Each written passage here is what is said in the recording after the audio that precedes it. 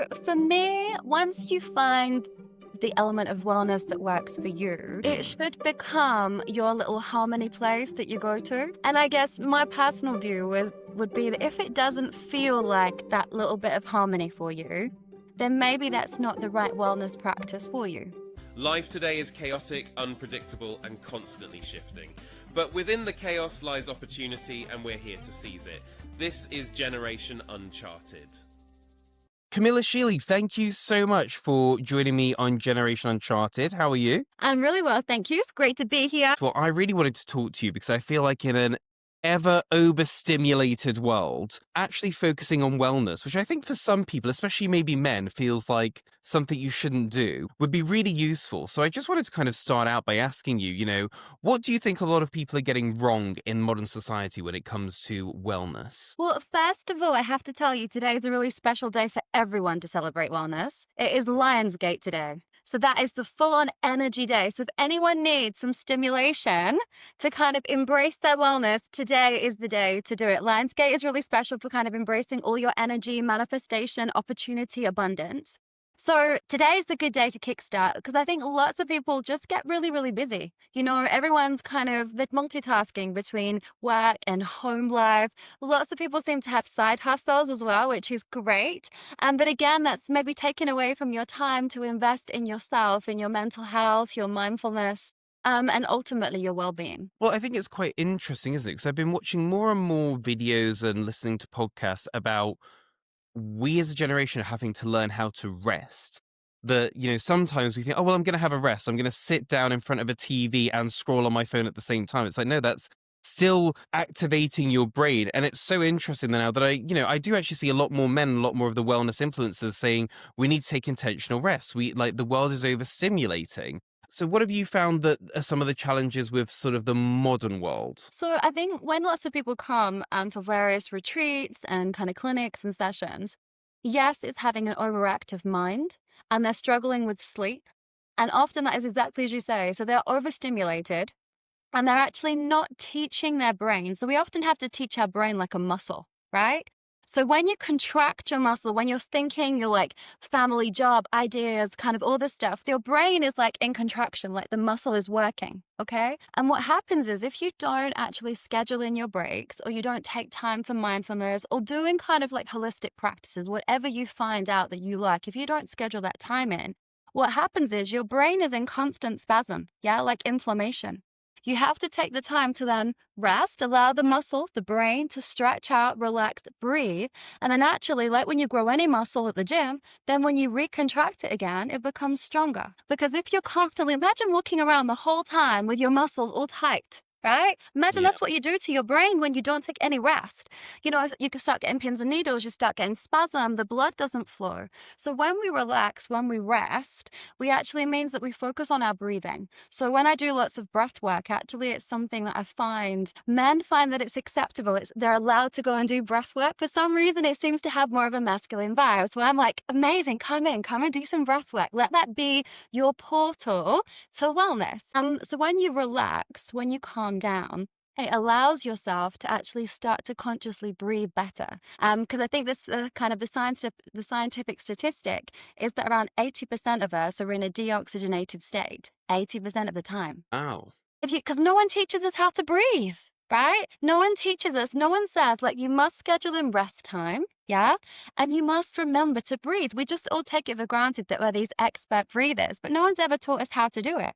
And actually, when you take time, and rest, you actually think, I see everybody do it, they're like, oh, and that's their letting go. And then they actually start to breathe. So if you don't feel your chest expand and your tummy grow when you inhale, you're not giving yourself enough oxygen. And people don't realize when you exhale, you're releasing toxins from your body. Yeah. Yeah, it's interesting. I've had a breathwork expert on the podcast. The Yay. episode is not live yet, but it's very interesting. And I've been trying to do some breathwork as well. So I've actually been like, I don't know what the word is, rejuvenating myself, I guess, a little bit. So I've been, doing the cold showers thing, which I'm now really Yeah. into, redone my breakfast. And my breakfast is very healthy now. Everything in it is a superfood. And I'm really trying at the breathwork, but I think there's something about it that's just not clicking for me yet. So I give the example of with the cold showers, I love them now. And I have I have had a normal shower before, come out, gotten dry, realized, oh my God, I didn't do the cold shower. Got back in the shower after getting dry, just because I'm like, I don't want to miss it. Dedication. I have not got the same dedication with the breath work yet. And I think maybe because I haven't had that same sort of, you get that rush of endorphins after the cold shower. I've not had that with the breath work yet, but I am going to persevere because I see in myself how actually a lot of the time I'm like micro stress. It's like I'm fine. I'm not having a breakdown, but I'm holding it in. I'm not breathing. Like I'm just holding my breath a lot of the time. So we're the only, without kind of bombarding you with breath work, because there's so much more as well, but we're the only mammal that disconnects our breath. When you say Mhm. like I'm holding it in, when we go like shock, we stop breathing. Like, why Yeah. would you do that? And I think sometimes we have to think, like we consciously kind of, we're getting much more committed to what we're putting in our bodies, like food and, kind of thinking more about caffeine and thinking more about alcohol. We're thinking more about wholesome food and kind of cooking more. But what we have to remember is we feed our brain the majority oxygen and Mm, kind of thoughts. Yeah. So yeah. positive thoughts and positive breath is really important alongside positive food, positive physical activity. So kind of wellness for me, there's so many different practices. And you say, oh, breath work, I'm not quite clicking with, and that's cool Mm, because you know what?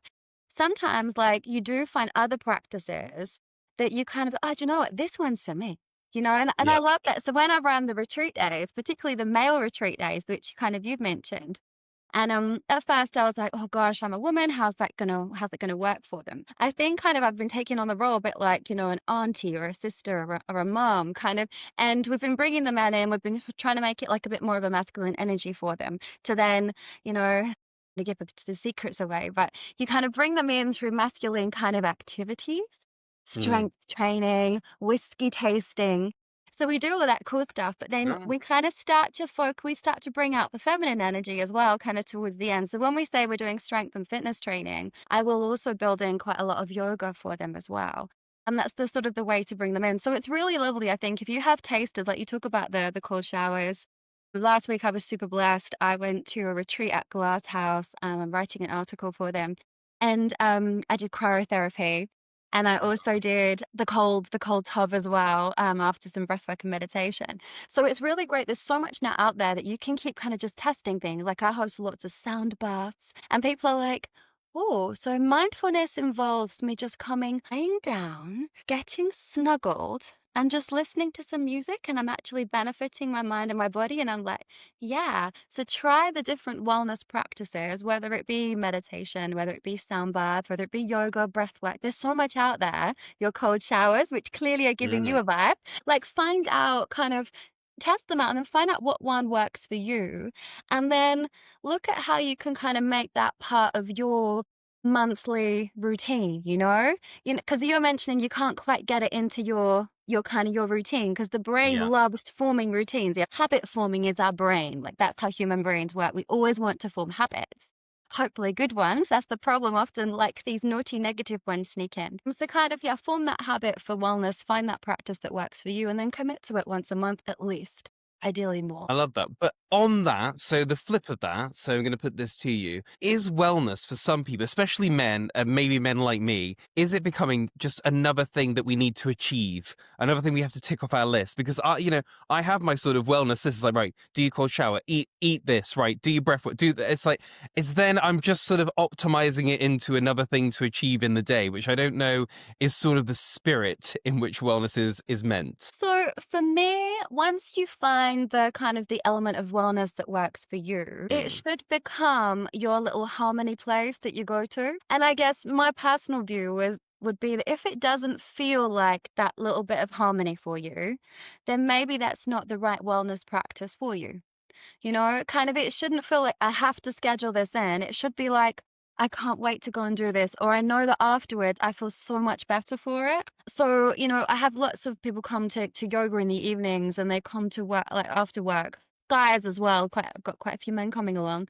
And they get there and they're like, oh, like it's been such a busy day. I'm so stressed. I almost didn't come, but I know I feel good afterwards. And then at the end of the practice, they're like, it's like this transformation people go through.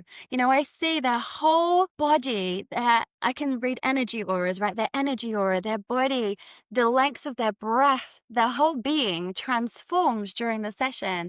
And I really love to see that. And kind of when they get that into their routine, that kind of feel good that they get at the end of the session, that's what then you want to become what you love. And that's what you always want to keep getting to. So I wouldn't say no. For me, it shouldn't be something I've got to achieve it. I've got to do it. It should be like, you know what? This makes me feel really good. And when you find that practice, that wellness practice that you think, that clicks for me, I think you'll know that's the one because it won't feel like it's something that you've got to schedule. Would you say that wellness has grown? Because I think, as you're saying now, men are looking at it, there's all these retreats. Do you think it's grown as a direct response to the fact that the modern world just is so intense, and that actually maybe in a time when the world was slower, when we were more connected and we didn't have phones and we were in nature more, that actually we didn't need to be so intentional about wellness because we just were a bit more calm as a species? I think there's huge amounts of truth in what you're saying. When you just go out and you spend 10 minutes in nature or you walk on the grass, your volts come down, which is basically it means your stress is reducing, right? We talk about grounding. There's lots of people talk about grounding sheets and grounding practices. So it just naturally relieves you. So, way back when, if we used to, work with the land, we work with crops, you're spending naturally more time outside. So you're breathing in nature, you're listening to the bird song, you're grounding through the earth. Nature is just so healing, it's so therapeutic. For me, I take lots of my clients and lots of my events I do outside in nature, particularly this time of the year and by water. So I think, yes, way back when, we didn't have so many draws on us. There wasn't so many expectations for us to be on 24/7. With the phone, everyone expects a reply from a WhatsApp message within a few minutes. Yeah. This response rate is required all the time. And, there's so much demand on people to be multitasking in lots of different ways and different businesses and constantly. There's lots of pressure. Where I think that was less previously because it wasn't 24/7 on. It was like, we talk about, it seems like something like, it doesn't exist anymore, but that like 9 till 5 job. No one works 9 till 5. If you're kind of a motivated individual, you're working longer hours than that. And a lot of us, we're balancing kind of working and, parenthood and family care. And there's so much going on. And I think, yeah, previously we would just naturally go for a walk, spend time in nature, would go and, harvest our crops. And now that's not something. It's like, oh, yes, I haven't done anything out in nature for ages. I haven't done this. And I think particularly those working in the cities, and particularly like I have lots of clients come from London, and they'll say sometimes they'll like have 3 days in the office, often Tuesday, Wednesday, and Thursday from my research. And they're like, yeah, I didn't go outside. I desk lunched, I breakfast lunched. On the train, it's great because now on the train there's Wi-Fi. So I work on the train, I've got my earphones in as I walk to the office. And then I'm at my desk and I'm desk lunching and then I'm leaving and it's almost dark. So it's like, wow, there's such a lot of pressure, right? So Yeah. yes, I think we need to find a wellness practice that suits us. So whether it's tapping, whether it's desk yoga, whether it's sound baths, breath work, you find that thing that really turns you on, right? The thing that you're like, Yeah. yes, I feel good for that. That is the thing then you want to kind of make that habit in your brain, right? That kind of that feel good endorphins that you're like, yeah, I'm going to get some more of that. I love that. One wellness trend that I have actually been, I think it's a wellness trend that I've sort of been interested in for a few years is this idea of an autumn reset. And Oh, as yeah. we sort of go into autumn, I'd love to know any tips for anyone that's looking to do that kind of autumn reset, which I think has always been important for me, which is just like, it's getting crisp now, the season's changing, there's a lot of oranges, just kind of getting into that cozier vibe and actually just kind of saying, you know what, summer is over. I want to sort of take it easy now. If nature is sort of contracting, so do I. I don't want to live so big like in those months, which I know is a little bit weird, but do you do an autumn reset and have you got any tips for anyone that's doing that? Yeah, so I very much follow the lunar calendar and the seasons, okay? Hmm. Because for me, it's the most powerful thing to do is harness the universal energy around you. Okay, man or woman, why would you not work with the energy that is around you? Yeah, don't work against it. So For example, today, as I mentioned, it's Lionsgate, right? So right now it's about manifest, kind of be open, look for the opportunity. Yeah. We've probably all been a bit shaken up, kind of the energy that's been going on. Things have been a bit kind of crazy. This is the energy, to walk through, to manifest, to take yourself forward. So that's kind of your Lionsgate, the 8th. So it comes every August. And then you say, then move forward to autumn, which we do.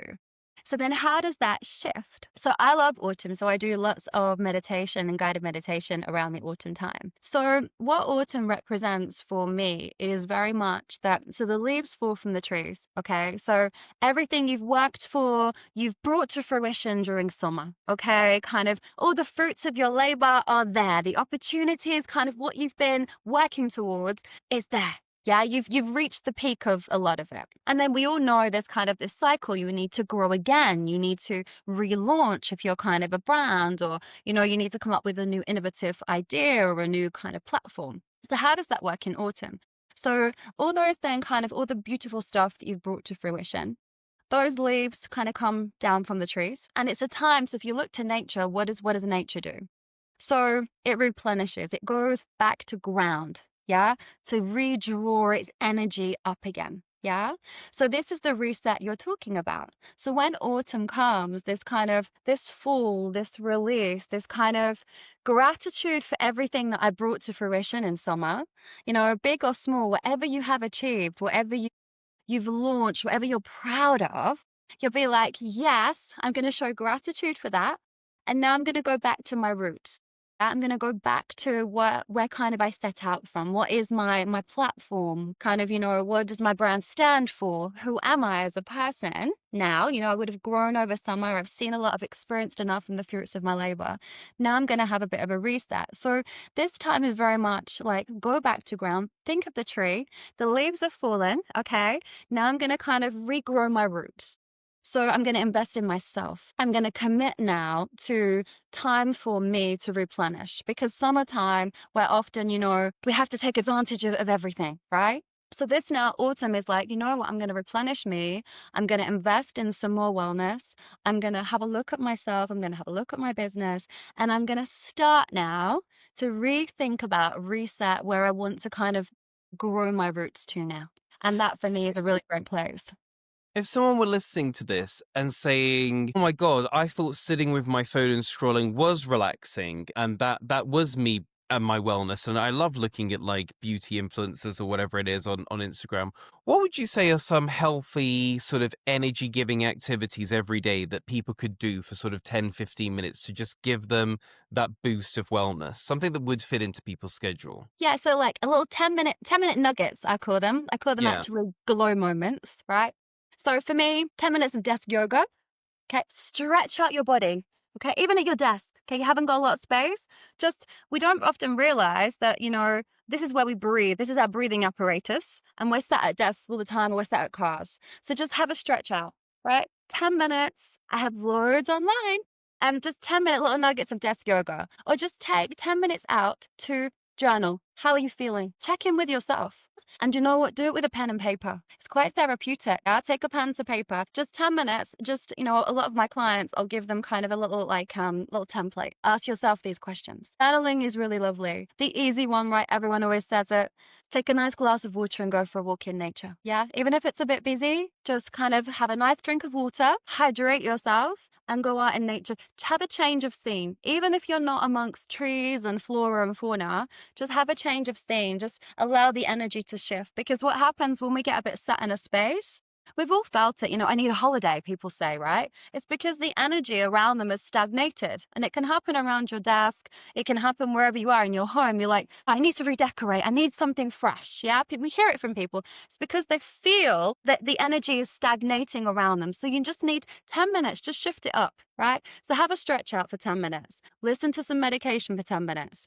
Do a bit of journaling for 10 minutes, or go outside for 10 minutes. But whatever it is, just move the energy. Yeah, because what Yeah. happens is it happens to all of us, right? People often a bit worried about talking about energy. They're like, oh, that's so woohoo, that's all a bit crazy energy stuff. But really, we're talking about energy all the time when we say, oh, they've got a really great vibe. Like, I met this guy and I was just vibing with him and we were like just so cool. Or, I went to this place and like all the people there, they were just, everyone was just on it, or I just connected. And that's all talking about energy, right? Because energy is so powerful. So all you have to do is sometimes just change your energy up, change kind of the little space you're operating in. Now, I'm a crystal therapist, so I'm going to do this for you because we're kind of talking about kids and kind of multitasking. And what's a really great way is also in a 10-minute little kind of like moment for you is take your crystal, okay, and just have a moment just to re-energize with that crystal. Now, I'm sure lots of people have watched this and go, oh, hey, where have we gone now? Crystals. I can just see it all now. And I'm like, hold on for a minute. Don't knock it till you've tried it. They are super powerful. They're from the earth. They power all these laptops. They power all these phones. Like crystals are super, super powerful. They are an energy source, right?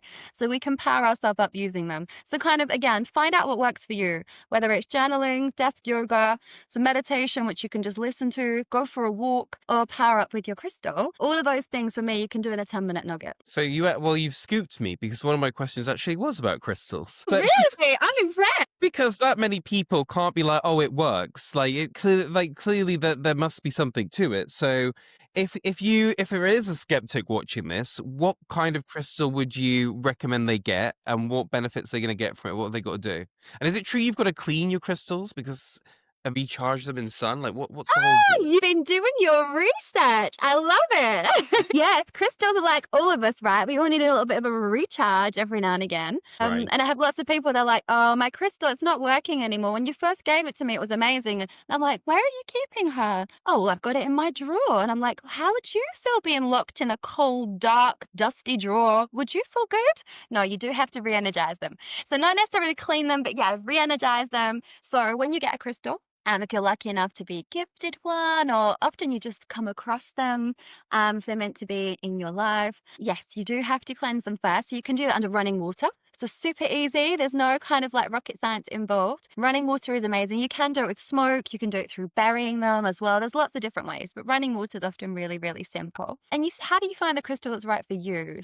At my studio, I have around 2,000 crystals. And when people come for a chakra cleanse, or they come for some crystal therapy, I do lots of yoga using crystals as well. I do workshops where I make crystal waters and crystal matrices, bath with your crystals. But often the best way is to go somewhere where there's quite a lot of them, whether it's a festival or a shop, and go where you're drawn.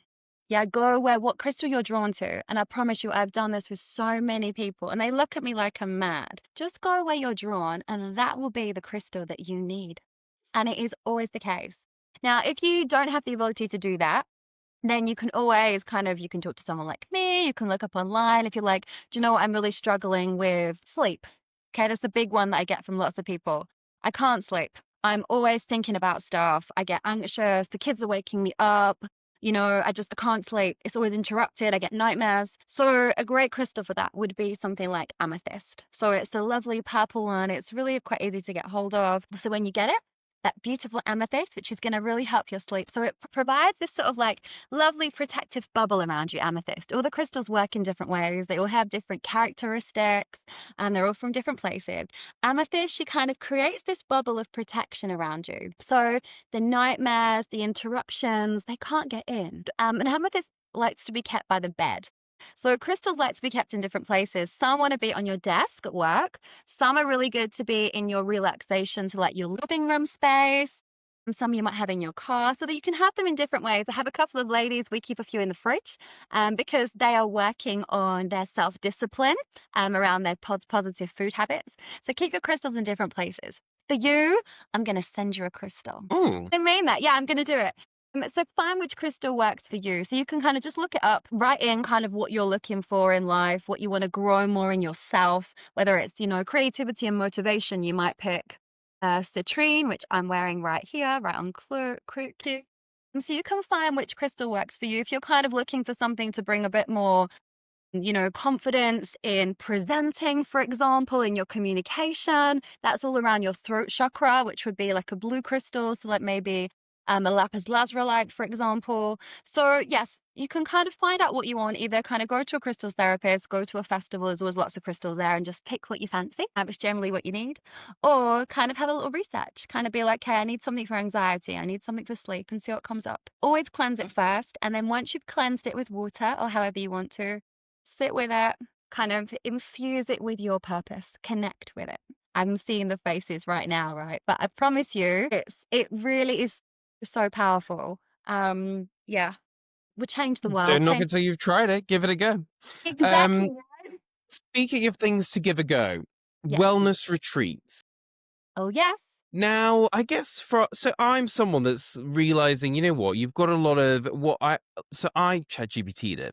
And I think that I have high performance anxiety, which is not the kind of anxiety where I'm, stuck, can't leave the house. It's like I'm more like, I need to get out of that. I need to do this. I need to do that. And I take on too much because I just need to do so much. And I've always thought I was a really calm person, but actually I feel like I'm probably the duck, like where it's like kicking the legs. It all looks like it's all fine, but there's a lot going on to it. So I may be someone that should go and actually take some time and go to a wellness retreat. But at the same time, I feel like you're sort of put off because you're like, well, if you're going to spend money, I want to just go on a beach. But actually, isn't a beach just about like wellness? But then at the same time, would you feel a bit weird like telling someone I'm going to a wellness retreat when shouldn't wellness and relaxing just come easy to everyone? It's almost like admitting there's an issue with you. So put me right about wellness retreats. Like, what can I expect and how would I get out of my own head about going to one? I think first of all, like we're all so harsh on ourselves, right?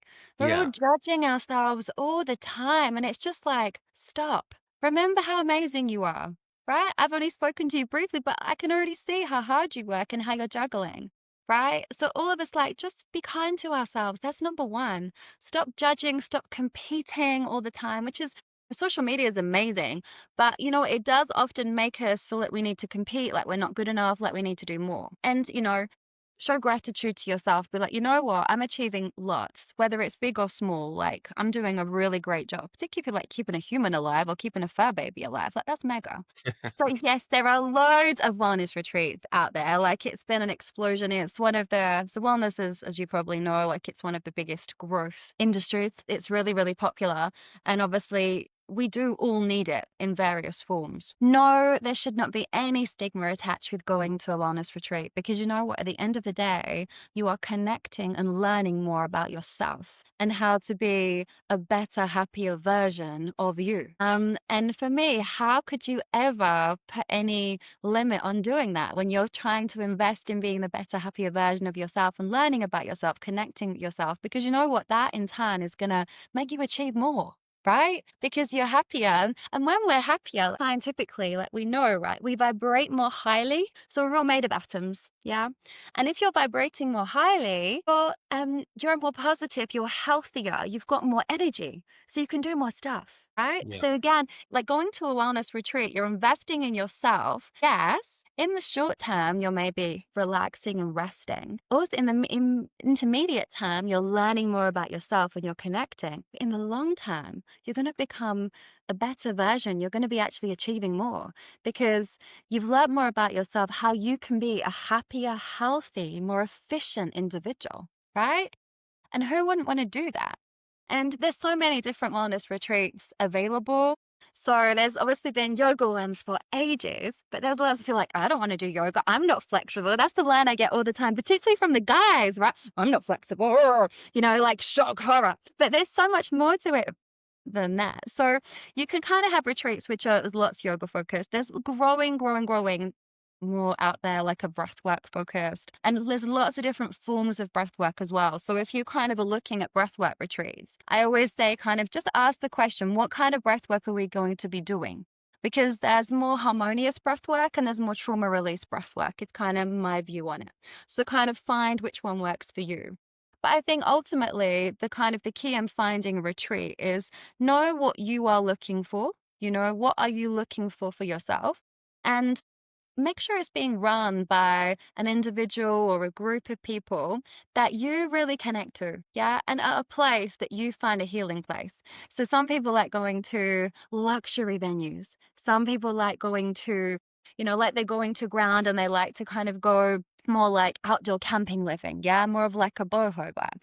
Some people want to go to somewhere that has steeped in history. Yeah, so I think key things. Look at a retreat in terms of what is it covering and does it meet with what you think you need, right? Because we're the experts on ourselves. If you think you need a more relaxing retreat, look for that. And in your experience of running a lot of these wellness retreats, who are the kind of people that go? Like, is it all people that are actually really into wellness and they really know all this stuff, or is it a lot of burnt out high performers that are like, I need to do something, or what is the kind of clientele of who I would meet there if I came to one? Who else would be humming next to me? So actually, I've noticed a little bit of a shift lately. So Right. initially, so I started running wellness retreats about 3 years ago now. And initially, it was more female skewed, probably in kind of like his 50s and 60s. They were kind of the ones that kind of maybe had more time, more comfortable with it. This is only my personal experience. But much more recently, I've had lots of people that have had like a little taste of it in their corporate days. So I've Yeah. had a real big shift lately. In the last year, I've been invited to lots of corporate strategy days, right? Across all different sorts of businesses, from tech firms to law firms to bankers, right? People that you wouldn't necessarily think they'll be doing it, but they've got a mindfulness and well-being agenda as part of their overarching strategy. So I have been kind of doing like a little yoga session and a little sound bath. And they're probably people that, in my experience, they wouldn't have come. They come along to the session. Oh, I'm just coming because it's part of our strategy day. But they love it. They get so much from it. And over the 3 years, what's been happening is those people that have been having a little taster have then booked on to come to like a whole wellness weekend. I'm back out to Ibiza again in September. And I love the fact I can share with you actually two of the ladies, they are senior at a London law firm. And I did a yoga class with them. Uh, They will happily advocate this as well. I did a yoga class with them about just over a year ago. They had a ladies' law firm day out. So all of the men actually went golf and all of the ladies came and they had a wellness day.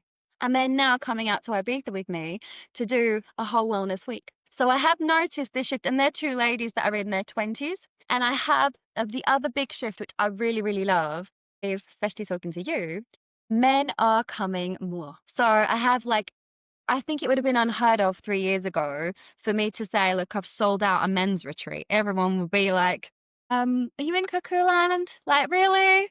But I actually now the men are coming, and that's been a really great shift. So I'd say, yes, for me, I've noticed it's become a broader spectrum of individuals. Lots of people that kind of maybe would be working kind of 24/7 have had a taster of it, or they're thinking I need to invest in myself a bit more, and they're now coming. And the men are now starting to come as well. And I really hope it continues to broaden out. I think as wellness broadens out, it kind of makes it more accessible for more people to come. Yeah. No, I like that. Final question on the wellness retreats, though. Would I be allowed to take my phone, or are they prohibited?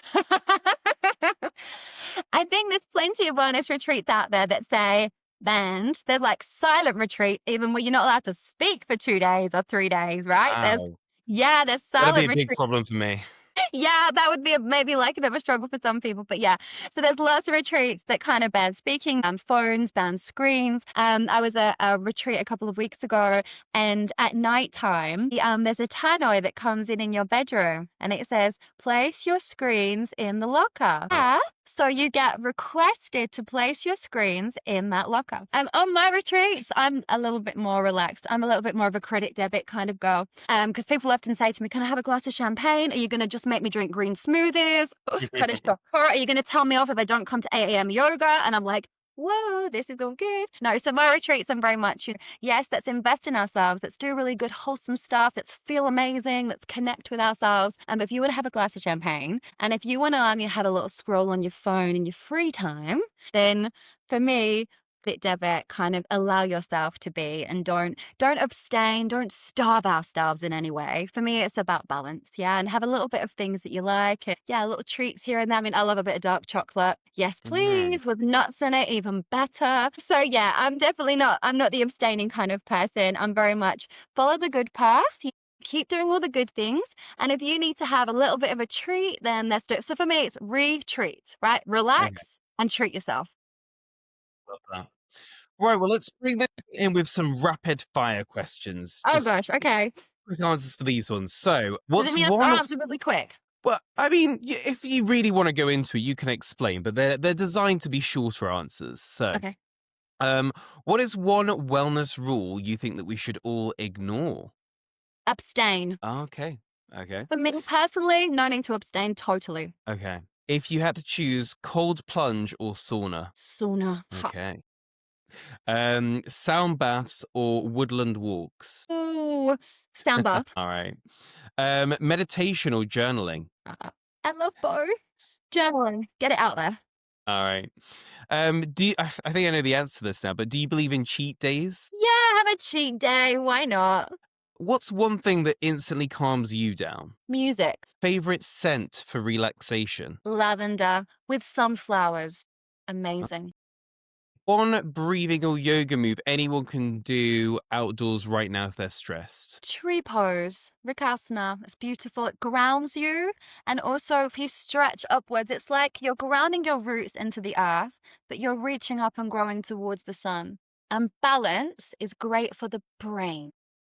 Okay. What's your screen time like today? And be honest. Pretty much zero, Okay. All right. Good. Good. except for being with Except you. for this. Except for this. But this Yeah. does this count? I don't know. If you could only do one wellness practice the rest of your life, what would it be? See, I'm biased. For me, my big wellness practice, my personal one, is horse riding out in nature. Okay. So, I mean, I'm yogaing every day, but for me, my very special time, like, I said that harmony time, is going out in nature on one of my horses. And then, what's your personal definition of wellness? If you had to summarize it all into sort of a sentence or two. Taking a moment to yourself to replenish your energy and be positive and loving to grow. Okay, so if people have listened to this interview and thought, you know what, she's absolutely right, where can people go to find out more about you and retreats and all of the good wellness stuff?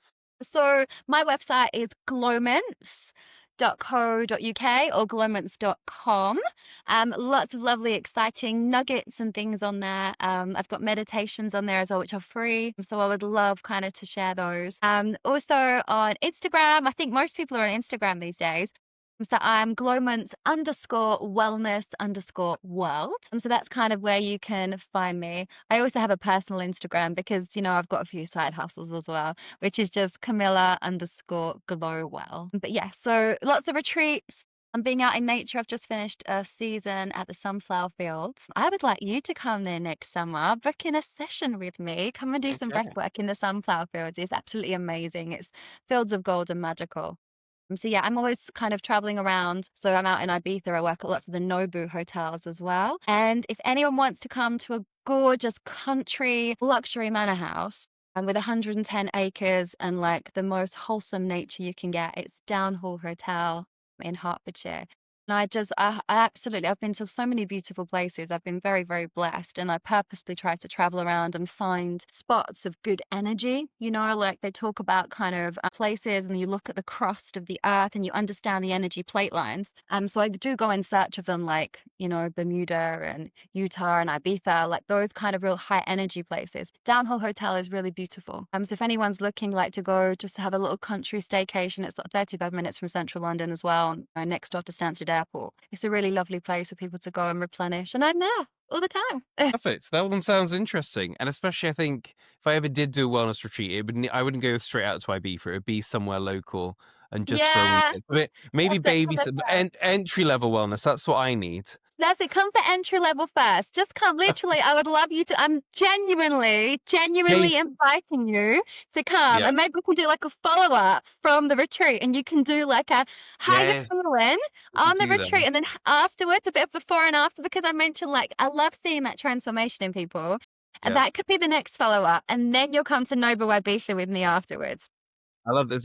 You know what it is? It's gateway wellness. Gateway wellness. Well, you know what? I said, didn't I? It's Lionsgate today, and this is the 8-8 portal. This is like walk through to opportunity, like go towards abundance, say yes to opportunity, grow and flourish and manifest. Like this is it today. All right, I'm putting it perfect. out there for you. I better send some emails and start doing some pitching. Right. Thank you. Thank you so much for joining us. Thank you so much. Much love. Thanks for watching. Don't forget to like and subscribe.